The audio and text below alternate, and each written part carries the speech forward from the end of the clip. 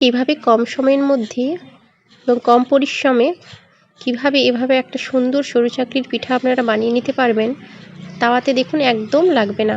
সেরকমভাবেই আমি রেসিপিটা আপনাদের সাথে আজকে শেয়ার করব, যাতে আপনারাও এভাবে সুন্দর একটা পারফেক্ট সরু চাকলির পিঠা বানাতে পারেন। তার আগে সব বলে দিই, যারা আমার চ্যানেলে নতুন বন্ধুরা এসেছেন অবশ্যই সাবস্ক্রাইব করে পাশে থাকবেন, যাতে আমার সমস্ত ভিডিওগুলি আপনাদের কাছে সবার প্রথমে নোটিফিকেশন চলে যায়। আশা করি আমি যে পদ্ধতিতে আজকে আমি আপনাদের সরু চাকলির পিঠাটা বানিয়ে দেখাবো আপনাদের ভালো লাগবে। তাহলে চলুন শুরু করি কিভাবে আমি আজকে এরকম একটা সুন্দর নরম একদম সরু চাকলির পিঠে বানালাম, সেটাই আপনাদের সাথে শেয়ার করব। আর সম্পূর্ণ ভিডিওটা দেখার অনুরোধ রইল। তাহলে চলুন শুরু করা যাক। প্রথমে এখানে আমি 2 কাপ সেদ্ধ চাল নিচ্ছি, যে চালটা ভাত রান্না করা হয় বা আপনারা করেন, সেই চাল আমি 2 কাপ নিচ্ছি। আর এখানে নিয়ে নিচ্ছি গোবিন্দভোগ চাল 1 কাপ, মানে আতপ চাল। তো আপনাদের কাছে যে আতপ চাল থাকবে সেটাই নিতে পারেন। এবারে নিচ্ছি বিউলির ডাল 1 কাপ। এবার এই সমস্ত উপকরণগুলো একসাথে আমি ভালো করে ধুয়ে নেব। আমি জল দিয়ে খুব ভালো করে দেখুন ধুয়ে নিয়েছি। এবারে এটা ভিজিয়ে রাখবো আমি ওভারনাইট, মানে সারা রাত ভেজার জন্য ছেড়ে দেব। তো আপনারা অবশ্যই 6 থেকে 7 ঘন্টা ভেজানোর চেষ্টা করবেন, তাহলে আরও ভালো হবে।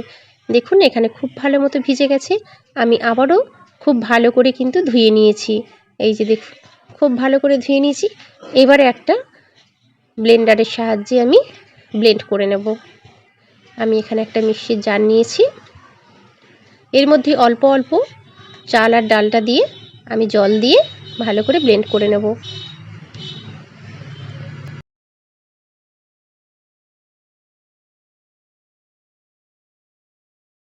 ডালটা দেওয়ার পরে আমি দেখুন এখানে অল্প একটু জল দিচ্ছি। এবার এটা আমি ব্লেন্ড করে নেব।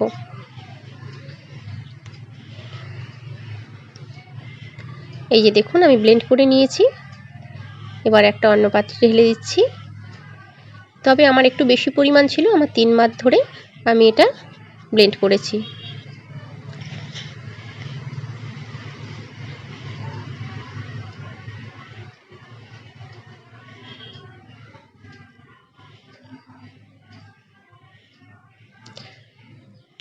এখানে আমার সমস্তটা ব্লেন্ড করা হয়ে গেছে। এবারে আমি এখানে পরিমাণ মতো দিয়ে দিচ্ছি নুন, আর দিয়ে দেব 2 চামচ ময়দা। এবারে সমস্ত উপকরণগুলো খুব ভালো করে আমি মিশিয়ে নেব। দেখুন এটা যেহেতু একটু মোটা আছে আর একটু পাতলা করতে হবে, তার জন্য এখানে আমি অল্প অল্প জল দিয়ে একটু পাতলা ব্যাটার বানিয়ে নেব। এটা কিন্তু খুব বেশি পাতলাও হবে না আর খুব বেশি গাঢ়ও হবে না, মিডিয়াম রাখতে হবে, যাতে তাওয়াতে দেওয়ার সময় খুব ভালো মতো মিলে যায়।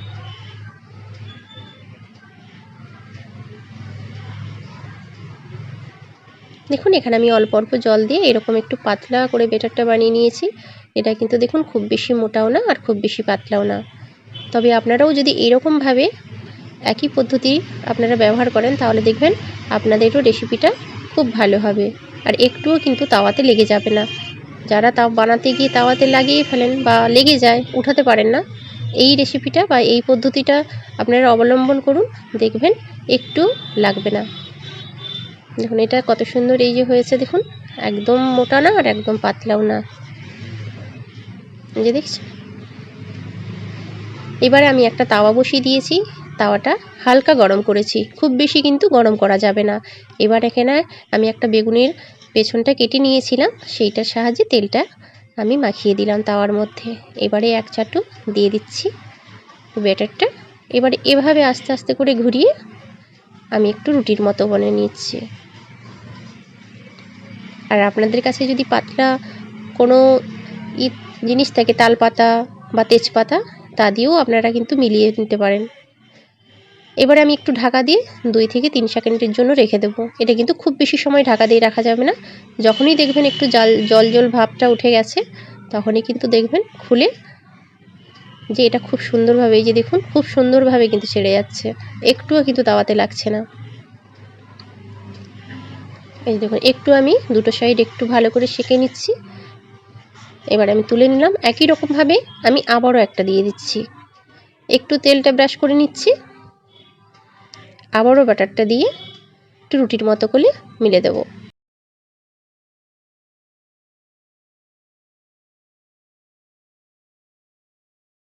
দেখলেন তো কত সহজ পদ্ধতিতে এবং কত খুব কম সময়ের মধ্যে এরকম একটা সুন্দর সরু চাকলির পিঠে আপনারা বানিয়ে ফেলতে পারবেন।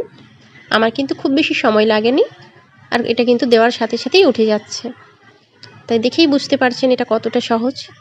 তো আমি একে একে করে সমস্তগুলো ভেজে নেব।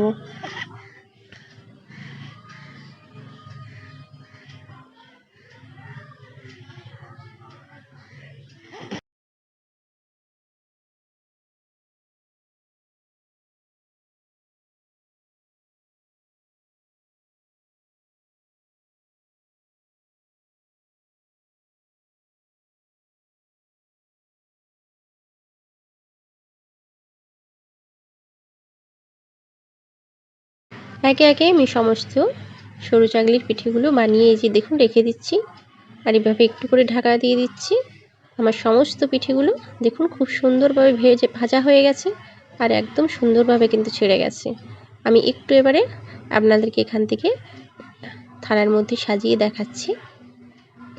আমি এভাবে একটু সাজিয়ে নিচ্ছি, আর দেখুন আপনারা দেখেই বুঝতে পারছেন এটা ঠিক কতটা নরম হয়েছে। এখান থেকে একটু ছেড়ে আপনাদেরকে দেখাচ্ছি, এই যে দেখুন কতটা নরম হয়েছে, এই যে। আর আপনারাও আমার মতো এইরকম কিন্তু সুন্দর সরু চাকলির পিঠে বানিয়ে নিতে পারবেন, যেভাবে আমি বানালাম সেভাবে যদি আপনারা ফলো করেন। আমি সরু চাকলির পিঠাটা চিকেন কষার সাথে সার্ভ করেছি, আর আপনারা কিন্তু যে কোনো তরকারির সাথে বা শুধুমাত্র খেজুরের গুড় দিয়েও এটা খেতে খুব ভালো লাগে। তো আপনারা অবশ্যই বাড়িতে একবার ট্রাই করবেন, আর কেমন লাগলো আমাকে কমেন্ট করে জানাবেন। যদি ভালো লাগে তাহলে অবশ্যই লাইক করে শেয়ার করে দেবেন। সবাই ভালো থাকবেন, সুস্থ থাকবেন। আবারও একটা নতুন রেসিপি নিয়ে আপনাদের কাছে হাজির হব। ততক্ষণের জন্য নমস্কার।